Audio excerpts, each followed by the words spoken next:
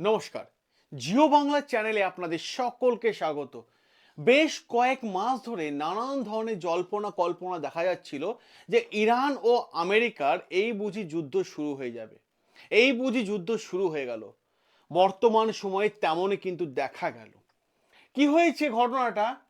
Iran এবং America আকাশে তাদের মিসাইল ছোড়াছুড়ি শুরু হয়ে গেছে এবং পুরো আকাশ জুড়ে বারুদের গন্ধে চারিদিকে ছেয়ে পড়েছে। এবং আমেরিকা নিজে সে দাঁড়িয়ে স্বীকার করছে যে হ্যাঁ, তাদের মিসাইলে ইরান অনেকটাই ধ্বংস। কি হয়েছে দেখুন, যুদ্ধ তিন প্রকার হয়ে থাকে, এক স্থলপথে, এক জলপথে, আর এক হয় আকাশপথে। যখন আমেরিকা ঠিক করলো যে ইরানের উপর তারা আক্রমণ করবে এবং সেই আক্রমণটা হবে স্থলপথে, মানে মাটি ইউজ করে মানে কি, যে সমস্ত জায়গায় আমেরিকা তাদের নিজস্ব এয়ারবেস আছে সেই সমস্ত জায়গা থেকে আমেরিকার যাকে বলা হয় আকাশের বাঘ, F-35, F-16, সেগুলো উড়ে গিয়ে ইরানকে আক্রমণ করবে। এটা আমেরিকা প্ল্যান করেছিল। কিন্তু এই প্ল্যানের মাঝখানে ইরান এমন একটা চাল চাললো যে চালটার জন্য আমেরিকার সমস্ত প্ল্যান ধ্বংস হয়ে গেল এবং আমেরিকাকে, ডোনাল্ড ট্রাম্পকে সঙ্গে সঙ্গে রাতারাতি সম্পূর্ণ প্ল্যান চেঞ্জ করতে হলো। কারণ ইরান এমন এমন গুটি সাজাচ্ছে না, যে গুটিগুলো দেখার পর মনে হচ্ছে যে দাবার চালে ইরান হচ্ছে গ্র্যান্ড মাস্টার। আর ইউএস মনে হচ্ছে সেই ফাঁদে কি পা দিল, নাকি ইরান দাবার গুঠির কোনো একটা গুঠিকে সে নিজে স্যাক্রিফাইস করলো। আর সেটা কিসের জন্য? সেটা যুদ্ধকে অ্যাভয়েড করার জন্য। F-35, যেটা আমেরিকার গর্ব, যেটা আমেরিকা বিশ্বের বিভিন্ন দেশের সামনে প্রেজেন্ট করে যে তাদের কাছে F-35 মতো ফাইটার জেট আছে, যেটা সেকেন্ডের মধ্যে পুরো ধূলিসাৎ করে দেয়। এবং এই F-35 দিয়ে কিন্তু ইরানকে বারবার ভয় দেখাচ্ছিল এবং সেই ভয়ে কিন্তু ইরানের ড্রোনকে ধ্বংস করে দিল F-35। ব্রেকিং নিউজ হলো যে মিডল ইস্টে দেখা যাচ্ছে আকাশে প্রথম যুদ্ধের সংঘাত কিন্তু শুরু। আর এই নিয়ে কিন্তু ডজন ডজন আর্টিকেল চারিদিকে কিন্তু প্রকাশিত হয়ে গেছে। যখন আমেরিকা এবং ইরান একে অপরের সঙ্গে যুদ্ধে মুখোমুখি, ঠিক সেই সময় করে মাঝখানে আর একটা দেশ তুরস্ক, সে চাইছিল যাতে যুদ্ধটা থেমে যায়, যাতে দুই দেশের মধ্যে যুদ্ধ না হয়। কারণ আমেরিকা যদি ইরানের উপর আক্রমণ করে ইরান ধ্বংস হয়ে যাবে এবং ইরান থেকে সমস্ত রিফিউজিরা চলে এসে তুরস্কতে আশ্রয় নেবে, তাতে তুরস্কের ইকোনমি ডাউন হয়ে যাবে। তাই তুরস্ক চেয়েছিল আজকে তাদের আঙ্কারাতে যেন আমেরিকা এবং ইরানের মধ্যস্থতা করে দিয়ে এই যুদ্ধ কোনো রকম ভাবে আটকানো যায়।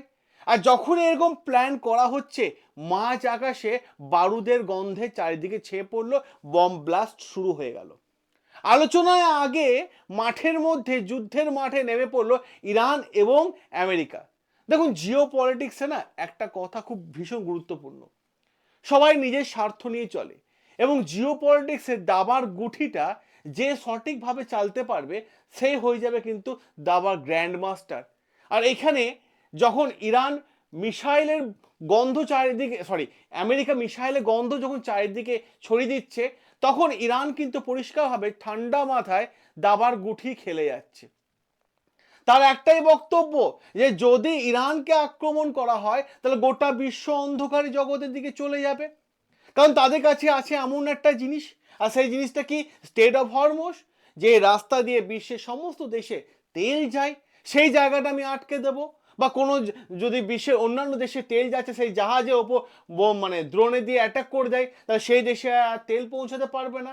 তাই ইউরোপিয়ান ইউনিয়ন এবং ন্যাটো এরা ডোনাল্ড ট্রাম্পকে চাপ দিচ্ছে যে ভাই যুদ্ধ আঁকা নিয়ে যেও না, কারণ যুদ্ধের আঁকা নিয়ে গেলে তেল যদি বন্ধ হয়ে যায় ইউরোপিয়ান ইউনিয়নের, ন্যাটোতে, তাহলে দেশে অর্থনীতি ভেঙে পড়বে। ইরানের কাছে আছে মানে ভৌগোলিক একটা অবস্থান, বড় একটা অবস্থান। আর যখন এরকম সিচুয়েশন চারিদিকে চলছে না, ঠিক আছে, সমস্ত জল্পনা কল্পনার মাঝে কিন্তু আজকে শুরু হয়ে গেল এই F-35 সাথে ইরানের ড্রোনের ফাইটিং, লড়াই শুরু হয়ে গেল। আর এইটাই বলা হচ্ছে যুদ্ধের প্রথম একটা ধাপ কিন্তু আমেরিকা ও ইরান দুজনে কিন্তু এগিয়ে গেল। আর পরিষ্কার পরিষ্কার প্রশ্ন হচ্ছে এই ড্রোন এবং F-35 কি এমন কাজ করেছে?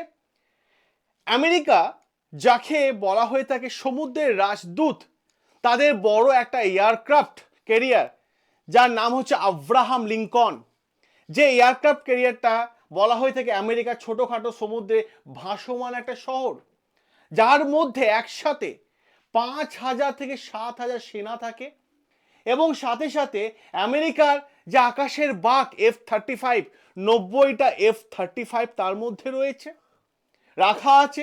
বড় বড় রান প্যাড আছে যেখান থেকে উড়ে গিয়ে ইরানকে আক্রমণ করবে। আর এই আব্রাহাম লিঙ্কনকে আমেরিকা এখন ইরানের আশেপাশে পাঠিয়ে দিয়েছে। তাই আমেরিকা দাবি করেছে যে তারা ইরানের ড্রোনকে F-35 দিয়ে ধূলিসাৎ করে দিয়েছে, ধ্বংস করে দিয়েছে।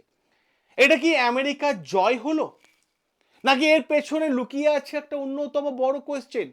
আজকে F-35 দিয়ে আমেরিকা ইরানের ড্রোনকে যে ধ্বংস করেছে, এবং এইটাই গোটা বিশ্বের কাছে বড় হাইলাইট হয়ে গেছে, এবং গোটা বিশ্ব থেকে ডজন ডজন আর্টিকেল কিন্তু প্রকাশ করা হয়েছে।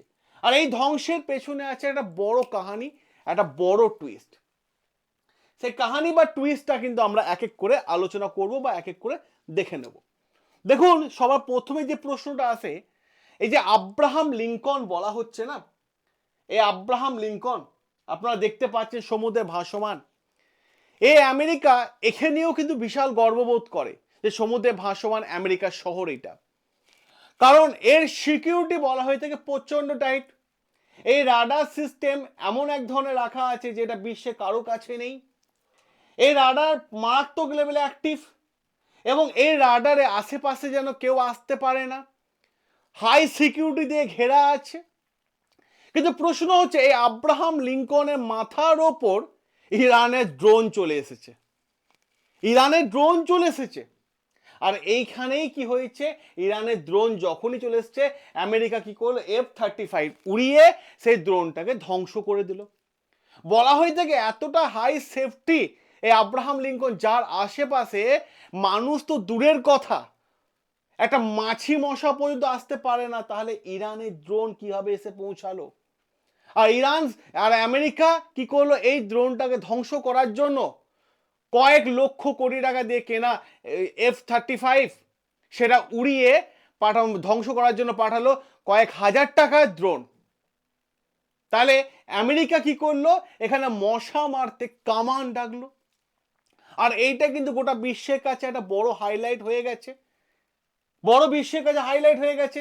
কিন্তু এই পরিষ্কারভাবে বলা হচ্ছে যে এই ড্রোন যখন সমুদ্রে ভাসমান রাজদূত আব্রাহাম লিঙ্কনের মাথার ওপর এসেছিল, সেই ধ্বংস হয়ে গেছে। কিন্তু ধ্বংস করার আগে এই আব্রাহাম লিঙ্কনে পুরো সিকিউরিটি জোন, আমেরিকার সমস্ত মিসাইল, সব লাইভ ডেটা কিন্তু তেহরানে পাঠিয়ে দিয়েছে, ইরানের কাছে পাঠিয়ে দিয়েছে।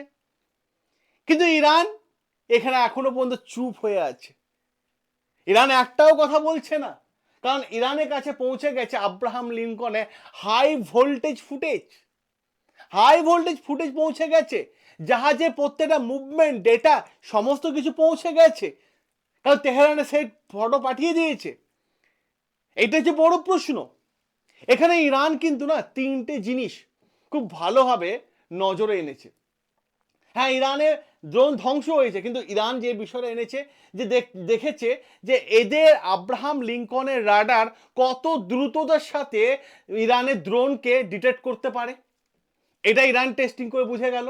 অপর দিক থেকে ইরান দেখলো যে একটা ড্রোন পাঠানোর পর কত দ্রুততার সাথে আমেরিকা তাদের স্টেটমেন্ট দিল, বক্তব্য রাখলো। অপর দিক থেকে দেখা গেল যে এই যে আব্রাহাম লিঙ্কনে কি অটোমেটিক কোনো মিসাইল রাখা আছে, যার ফলে ইরানের ড্রোন আসলে তাকে সঙ্গে সঙ্গে অটোমেটিক ধ্বংস করে দেবে। কিন্তু সেটা তো হলো না। সেখানে কি হলো, এখান থেকে F-35 নিয়ে ওপরে গিয়ে ধ্বংস করে দেওয়া হলো। ইরানের কাছে কিন্তু একটা বড় ডেটা পৌঁছে গেল। আর এই ড্রোনগুলো সাধারণত বলা হয়ে থাকে সাইদি বা মেহজাদ টাইপের ড্রোন ছিল। যেমন রাশিয়া কি করেছিল, যে ইউক্রেনের ওপর ড্রোন অ্যাটাক করেছিল। আমার একটা ঘটনা মনে পড়ে গেল এখানে, একটা ইন্টারেস্টিং ঘটনা, যে রাশিয়া এবং ইউক্রেনে যখন লড়াই চলছিল, রাশিয়া একটা বেশ কিছু ড্রোন কি করেছিল, পোল্যান্ডে পাঠিয়ে দিয়েছিল। পোল্যান্ড কার মেম্বার, ন্যাটোর মেম্বার। তো রাশিয়া কি বলে, না না না আমরা ইউক্রেনকে অ্যাটাক করতে গেছিলাম, পোল্যান্ডে পড়ে গেছে। মানে এতে কি ন্যাটোকে কিন্তু একটা সিগন্যাল দিয়ে দিল রাশিয়া যে আমরা মানে ইউক্রেনের সাথে সাথে পোল্যান্ডকেও আক্রমণ করতে পারি, ন্যাটোকেও আক্রমণ করতে পারি। সেরকম ভাবে ইরান কি করলো, একটা মেসেজ পৌঁছে দিল যে ভাই তোমাদের যদি আব্রাহাম লিঙ্কন এতটাই হাই সিকিউরিটি, তাহলে এর মাথার ওপর কি করে ইরানের ড্রোন এসে পৌঁছালো। আর চারিদিকে যখন এইটা নিয়ে আলোচনা হচ্ছে যে যুদ্ধ হয়তো আর হবে না, তাহলে আর একটা প্রশ্ন শুনুন আপনারা, গুরুত্বপূর্ণ জায়গা। তাহলে আমেরিকার 40টা কার্গো বিমান উড়ে গেছে বিশ্বের বিভিন্ন দেশে, যেখানে যেখানে আমেরিকা এয়ারবেস আছে। ফর এক্সাম্পল যদি বলি, কাতার, বাহরেইন, সৌদি, জর্ডান, সব জায়গায় উড়ে গেছে। পেট্রিয়ট মিসাইল সিস্টেম নিয়ে উড়ে গেছে, রাডার সিস্টেম নিয়ে উড়ে গেছে, ক্রুজ মিসাইল নিয়ে উড়ে গেছে, গোলা বারুদ নিয়ে উড়ে গেছে। এগুলো তো কেউ চাউমিন বা মোমো খাবার জন্য উড়ে যায়নি। তাহলে যুদ্ধের পরিস্থিতি এখন কোন দিকে এগিয়ে যাচ্ছে বুঝতে পারছেন?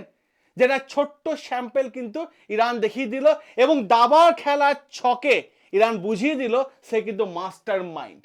কারণ ইরান জানে যে আমেরিকার সঙ্গে লড়াইয়ে সে পারবে না, কিন্তু স্টেট অফ হরমুজ তার হাতের মধ্যে রয়েছে।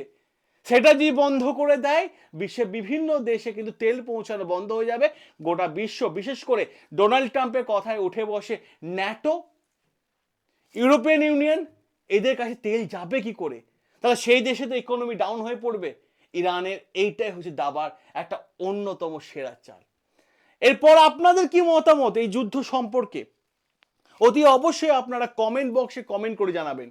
সকলে ভালো থাকবেন, সুস্থ থাকবেন, সাবস্ক্রাইব করবেন জিও বাংলা, যেখানে প্রত্যেক আর্টিকেল তুলে এনে আমি আপনাদের সামনে আলোচনা করি। দেখা হবে আপনাদের সাথে নতুন আরও একটা আর্টিকেল নিয়ে।